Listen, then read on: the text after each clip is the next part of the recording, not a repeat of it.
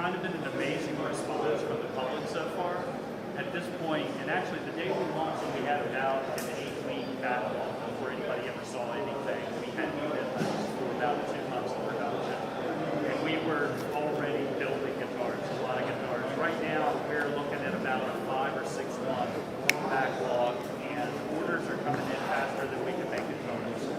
And I vaguely remember this from the late 90s and the early 2000s, and it's a beautiful memory. So I am loving the fact that we are now challenging ourselves to how can we make more of these. So that's kind of the state of this guitar. We have high expectations. The Germans were yelling at me yesterday because they wanted more, and it's like awesome and it's great. So, but with that, I want to show you some of the ways that where our heads were when we were designing these guitars, and some of the ways that we're able to take 1/3 of the manufacturing cost. So these are 12-quarter Honduran mahogany. It sounds good, you know, it rings like a bell, it's great stuff. It is a lot of wood. We take a lot of wood off when we build a guitar neck, and that comes at some cost and it comes at some advantages. What we decided that we wanted to do with the S2 line is start with a much smaller piece of wood. So this, in essence, is our neck blank for the S2. It's a piece of 6-quarter rather than a piece of 12-quarter. There's much less waste in the neck. It's much more cost-effective to buy the piece of wood. And the way that we process it is by simply planing that. There's an orange saw that's behind Irwin right here. That is an extraordinarily expensive and accurate chop saw, basically. So it will come in, take a slice, we'll turn it over. It gives us our headstock angle, and that's where the headstock break comes from. So it's all the same piece of wood, simply flipped over. That's our headstock. We'll have a third piece of wood that comes off at this end. It gets glued onto the bottom of it, and that's where the heel comes from. So there's very little waste inside of the guitar. The first thing a lot of people ask, and the first thing I asked actually, is how strong is that headstock? So I have made guitars for a while, and I've made different wooden things. I've built wooden boats, I make wooden furniture. I just like wood, so I make stuff out of wood a lot. What I've found over the years is glue is stronger than wood. 9 times out of 10, a glued joint is much stronger than the wood itself will be. But we wanted to prove that theory, so what we ended up doing, I asked the engineering team last night to make sure I wasn't making stuff up for you, and to run some tests on this stuff. They put 400 pounds of pressure on the neck inside of the body before it broke. It broke at like 405 pounds. So basically, if you weigh 400 pounds and you stood on top of this thing, it won't break. If you ate 2 more turkey sandwiches, it's going to break on you. So, and similarly, the headstock is even stronger than that. The reason being is it's more surface area for the glue. So this headstock, off the record, is stronger than the headstock on our core guitars. What I'm telling people is it's just as strong, because I don't want to minimize what core is, because wood is only as strong as wood is. But this thing is incredibly strong. So, because also we're starting with a small piece of wood, we're able to dry it very quickly. It dries very completely, and so our throughput time is much faster. So we can send a guitar through the process here because we're removing less material. We can send it through the line much faster with less waste. So it costs less initially on material, and then it costs less because I've got fewer hours in the process. I'm sure a lot of you have heard us talk about how we build guitar necks on the core side, and it's something that we'll die with. We'll always do this. We cut a little bit off, we let it sit, we let it acclimate to the room, it moves around. We resurface it, then we cut a little more off, and it does it all over again. When you're working with a piece of 12-quarter mahogany, that is a lot of processing, so it takes a lot of time. And we do not scrimp on making guitar necks. In 1985, Paul Smith saw me take a shortcut on cutting a relief cut into a neck blank, and I thought he was going to kill me, and I have never even attempted to do that yet. So we take a lot of time to make these things, and we take a lot of time to make these too. It just takes a lot less time. So From there on out, there's a lot of similarities in our manufacturing process. This is the glue jig we actually glue the headstocks on. You can see this fixture, it's kind of a cool looking thing. This is how we take this inversion and clamp it together with some cooling pins. So that happens here. Another major difference is we fret the fretboard before it goes on the neck. And this is kind of, this line has been an opportunity to experiment with some things that we've never done before. We know it's been done before in the history of guitar building, but we've never done it inside of PRS guitars before. So we, in our engineering team, I have to give them kudos. Those guys literally were tasked with taking 2/3 of the amount of time out of building a guitar and having it be everything we want a PRS guitar to be. And they were up late a lot of nights. There was a lot of creative thinking. There was a lot of things we ended up shooting down because we felt like it was compromising the instrument. But we walked away with an amazing process. And some of those things that we found on this side, we'll be able to apply to the other side, and vice versa. You know, we'll share information inside of here, and where it makes the best instrument, that's what we'll apply the logic. So the fretboard is something that's different. The neck is definitely different.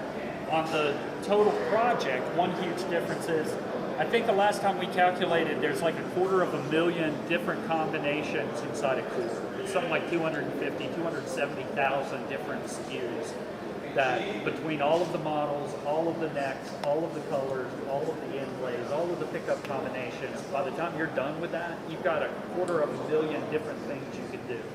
It's complicated.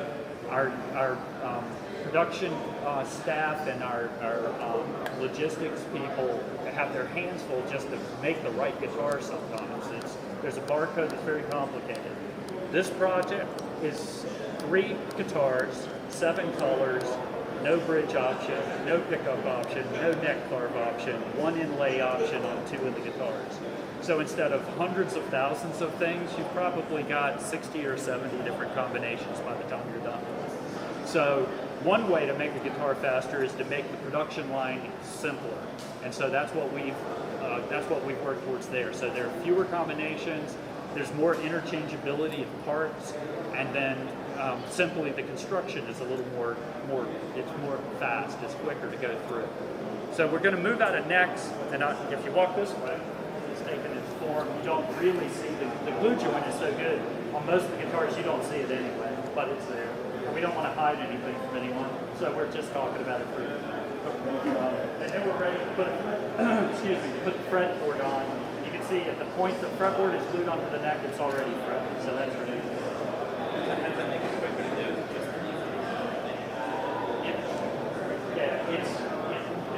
When you fret a guitar, when you fret a guitar with the fretboard already on the neck, it's more cumbersome. And because all the necks are different, you have to, in order to fret it perpendicularly and perfectly, you have to compensate for the way the neck sits in the carriage. That's one of the ways. Now you're just dealing with a flat piece of stock. Everything's 0 is always 0 at the nut. It's very fast to fret the thing. So it's basically less maneuvering and handwork in order to fret it quickly. Also, another thing that happens is, on the expense side, scrap is a reality. You know, things go wrong, you got to cut them up. The way that this is made in a more modular way, if something goes wrong with the neck blank, fretboard's not on it yet, we save money by not burning them, basically. So it's more of a modular setup, and when we do have to scrap something, it's not at high a cost. Glue up's the same as on core. We have glue fixtures that are basically kind of homespun, but it works really well. It's a fire hose that's running serpentine through a clamping system actuated with compressed air. So put a neck blank in there, put some glue on it, put some fretboards on it, slide it in these balls, and then compress it, and it clamps the whole fixture together, which is kind of a fun thing we discovered about maybe 15 years ago. So on the body side of things, at this stage, nothing looks too different if you know our core manufacturing. And we'll use an S2 Custom because it's the most complicated one that we're making. I'll use that as our example. So we have a piece of backwood. It's not compromised in the grade at all. We use good wood because it has to stay stable. One thing, the other thing I should point out as far as S2 goes, no compromises on anything that's going to affect the tuning or the intonation, anything about the stability of the guitar. As you guys know, when a neck moves, tension changes on string, guitars go out of tune. An awful lot of the bad reputation of some guitars and some instrument makers has nothing to do with their design. It has to do with how they actually dried the wood and processed the wood before they ever started making the guitar. It's not a bad guitar. They just rushed the process a little bit. So we use very good materials. We dry it very slowly. None of that changes. We stay with it. So this is a neck length. I mean a guitar back. This is a top from an S2 Custom. Now, this is literally half of one of our book match custom 24 tops. We made it so that it was exact. You get two guitars out of one, basically. So that's another way to stretch the dollar. So because the top of the guitar has a less radical carve on it, we're able to use a much thinner piece of wood. So it's also a grade of wood that we haven't used since we had our CE bolt-ons. So basically, CE bolt-on wood times 2. What's that? Yeah, that's familiar. So here's what you have when you have the guitar and the top laminated on it. Same barcode system, but man, it's a lot simpler than our product IDs. This is a version of a Starla before in the same process. Now they go to the CNCs. Same deal as our current, it's the same machine actually as our current core line uses. But instead of having a ball mill run around and make all of these very intricate patterns, we're able to take what's essentially a flat piece of wood and a panel cutter and make a very beautiful contour around here in one pass, or a couple of passes, I think. I think they do a skin pass first. But where this might take 40 minutes, this might take 7 minutes. So again, challenging the engineering team along with sales, along with marketing to come up with a guitar that's attractive, sellable, a great instrument, fast, very quickly. So here's your custom, here's your Mira, and then this is the Starla, all at the same stage. Then we're setting our neck angles, nothing very different at this point, the same cut on the heel to establish your neck angle. Different neck angles based on triple on the stop tail, obviously, but it's basically the same technique that we use on our core line. So now you have a guitar that's essentially together and it's ready for our finishing process. So there's another place that we work to shave some time. I'd also point out that most of you guys know, we make our own tooling here and we make our own fixturing here. So with the S2, we went ahead and invested in making very efficient, very fast change tooling in order to speed that process up as well. So this is just an example of some of the tooling that we built. The finishing process is kind of interesting to me because when we started this thing, I made an assumption it was going to be all UV, it was going to be cool robotics, and it was going to be like super like the Jetsons kind of thing happening here. Ironically, we ended up with something that's more like a finishing process that we had 10 years ago, so we kind of went back in time. So it starts with a piece of raw wood that we just saw over there. Then we go to a grain fill and stain operation, which is the same as we do over on the core side. This is where it gets a little bit different for us. If it has a color code, like this is a toner code, we're actually putting this on top of raw wood instead of on top of the base coat. So we've inverted the process there. The reason is, so the way that a guitar works is you have wood, stain, traditional PRS, wood, stain, a base coat, then you'll spray a burst on it, then you put your top coat on it, and you wet sand and buffer it. What happens is if you burn that top coat, and that top coat is only about 4.5 thousandths of an inch thick, you then automatically burn through the color coat, and you got to strip that guitar and start all over again. We do not want to strip these guitars. We can't afford to strip these guitars.